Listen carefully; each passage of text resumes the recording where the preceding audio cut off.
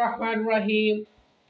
1462 हज़रत अबू सईद खुदरी रज़ी अल्लाह ताला अन्हो से रिवायत है, उन्होंने फरमाया रसूलुल्लाह सल्लल्लाहु अलैहि वसल्लम ईद उल अज़हा और ईद उल फितर के दिन ईदगाह तशरीफ़ ले गए।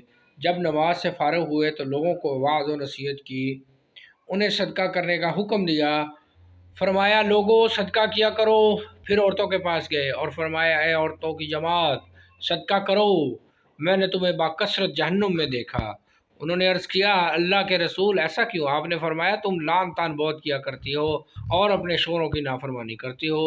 ए औरतों, मैंने अक्ल व दीन में तुमसे ज़्यादा नाक़िस किसी को नहीं देखा जो बड़े ज़ीरक व दाना व अक्ल को मुज़मिल कर दे। फिर आप वापस हुए। जब तशरीफ़ लाए तो इब्ने मसूद रज़ी अल्लाह तआला अन्हु की बीवी हज़रत ज़ैनब रज़ी अल्लाह तआला अन्हा आई और आपके पास हाज़िर हुई और इजाज़त मांगी। चनाचे अर्ज़ किया गया अल्लाह के रसूल ज़ैनब आई हैं।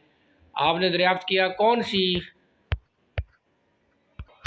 अर्ज़ किया गया इब्ने मसूद की बीवी। आपने फरमाया अच्छा इन्हें इजाज़त दे दो। चनाचे इजाज़त दे दी गई। इसने अर्ज़ किया अल्लाह के नबी, आपने आज सदका खैरात देने का हुक्म दिया और मेरे पास कुछ ज़ेवर है, मैं चाहती हूँ कि इसे खैरात कर दूँ, मगर इब्ने मसूद का ख्याल है कि वो और इसके बच्चे ज़्यादा मुस्तहिक़ हैं, इन्हें सदका दूँ।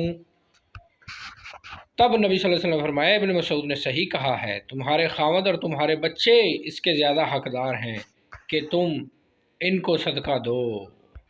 अब यहाँ पे एक मसला क्लियर हो गया कि सदका जो है वो अपने रिश्तेदारों में, यहाँ तक कि अपने बच्चों और खावंद को भी दिया जा सकता है।